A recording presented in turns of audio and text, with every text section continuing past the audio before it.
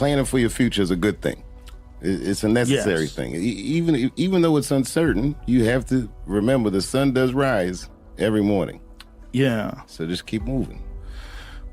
I just hope that all of you guys transcend whatever you see as your obstacles, and that you live outstanding lives, and that you stay connected to your communities because you have so much power there, and that you grow your communities and you diversify your communities, and that you don't let anybody tell you you can't or to be afraid. It's okay to be afraid because you can't be brave or courageous without fear. The idea of being courageous is that even though you're scared, you just do the right thing anyway. My mother and my grandmother were freaked out. You know, I was the first person in my family not to go to college that had not been a slave. Right. So I was really breaking from tradition. And it was like a graduation lunch we were having, and they had my dad come and talk to me, and my dad takes me outside and he's like, listen, and this is some advice that applies to all you acting students. He says, to be an actor is a lonely life. Everybody wants to make it, and you might not make it. And I said to my dad, well, that depends on what making it is, Dad. He says, what do you mean? I said, well, you're a teacher. I said, if I could make a teacher salary doing comedy, I think that's better than being a teacher. And he started laughing. He said, if you keep that attitude, I think you should go. He said, but name your price in the beginning. If it ever gets more expensive than the price you name, get out of there. The worst thing to call somebody is crazy, is dismissive. I don't understand this person, so they're crazy. These people are not crazy, they're strong people. Maybe the environment is a little sick. You have no idea what I put this woman through. If you had just given birth to me, that would have been more than enough. But the fact that you raised me and raised me well, we had a real oral tradition in our house. I knew the word griot when I was a little boy. A griot was a person in Africa who was charged with keeping the stories of the village. Everyone would tell a griot the stories, and they would remember them all so that they could tell future generations. And when they got old, they'd tell them to someone else. And they say in Africa, when a griot dies, it's like a library was burnt down. And my mother used to tell me, before I ever thought about doing comedy, she said, you should be a griot. And she'd fill me with every story of Black life. You know, she's educated in African-American studies, and she would let me understand the context that I was being raised in. That I'm being raised in a hostile environment that I have to tame. By the time I was 14 years old, I was in nightclubs, mastering an adult world. It was terrifying. Crack epidemic was going on, and my mother would hear gunshots outside and be scared to death. Maybe it's my son. But early in my career, if you remember, Mom, you used to sit in the club with me. She'd do a full day of work. You'd be back there falling asleep, just waiting for me to go on. She would watch my show every night. Do you know how long that car ride is home? How many of you have ever heard your mother say, jokes were a little too much tonight, son? I was a soft kid. I was sensitive, I'd cry easy, and I would be scared to fist fight. And my mother used to tell me this thing, I don't even know if you remember, but you said this to me more than once. You said, son, sometimes you have to be a lion so you can be the lamb you really are. I talk this like a lion.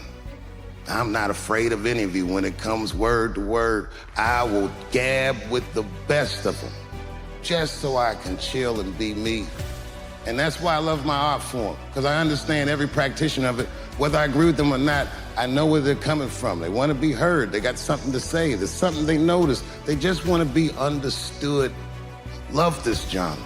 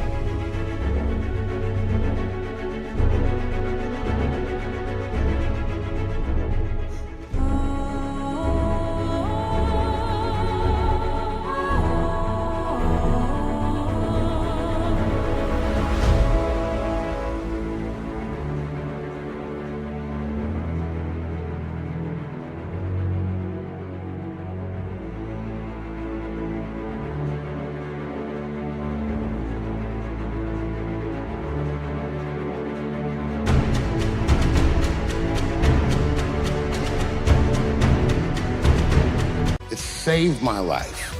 It's okay to be afraid, because you can't be brave or courageous without fear. The idea of being courageous is that even though you're scared, you just do the right thing anyway. You know, it's funny. I was talking to a guy. He basically said to me that comedy is a reconciliation of paradox. And I think that was a irreconcilable moment for me.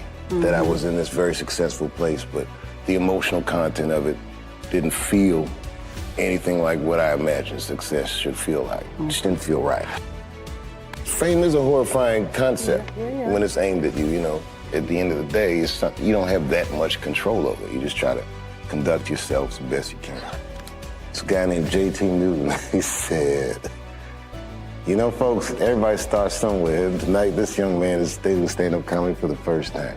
He goes, and who knows? We may be witnessing the birth of a star. Please welcome Dave Chappelle. That was it. I did pretty good. They were like, I ain't screaming. He's like, that's all for you, kid. That's all for you. But they were treating it like, you know, like I was in the make.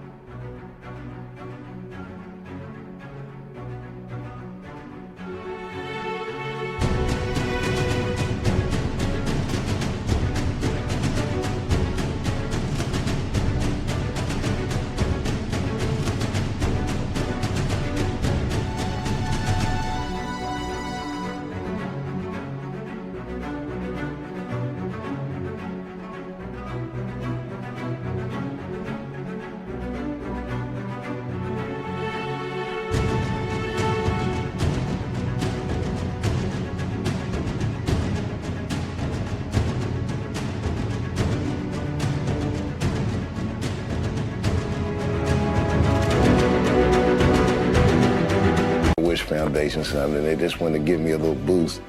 But it was encouraging, man. And it felt so good. You know, you'll go through a million bad nights. Comedy is weird. The line moves, it changes. But I think a lot of, especially in comedy, a lot of it has to do with intent. To make people laugh, to reconcile paradox.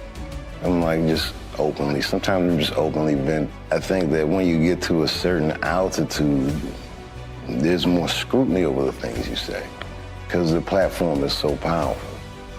I go to a comedy club and check it out. Live comedy is the most incredible thing in the world to me. Like the first time you see a dude just standing there talking, every joke he's saying just hitting, it was working. Every weekend I would go, I'd get a little money, and to the point they started knowing me, I just sit in the crowd and I just be watching. And then on Tuesdays they had an open mic, and I go on Tuesdays to see why people weren't working.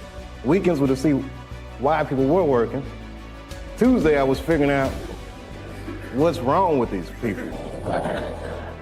To watch a comedian bomb is one of the greatest things in the world. I love it. And then at that point I was talking to a comedian after one of the shows and the owner of the comedy club, and they were both saying, you know, if you want to be a good comedian, you gotta take acting classes. And they didn't explain it. But after that, I went home and I said, Mom, I gotta take acting classes. I had never bombed, let alone got booed off stage. And bombing was horrifying. Nobody wants to bomb. People say, you do comedy, what happens if nobody laughs? I don't know.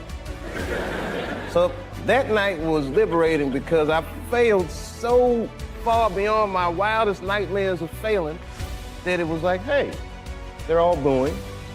My friends are here watching, my mom. This is not that bad. And after that, I was fearless. I just like having fun. When I'm on stage, I get real happy up there. Like maybe that's the only time in my adult life that I feel like myself. You're standing up there, you know what I mean? Like a gladiator. And them lights is on you, and you look down, and it's just all these smiles around you, and they get dressed. They put perfume on and stuff, and they're going to see your show. That feels good, man. These people, you know, they love you. Even if it's for a minute, they really do. They love you, man, you know. It's like a love fest. Yeah, it's the best feeling, man. I love stand-up. You gotta make life interesting like that, because it's flimsy. Life is flimsy. You think you're gonna live forever? You ain't not gonna live forever. It's dangerous out here. We know what's going on.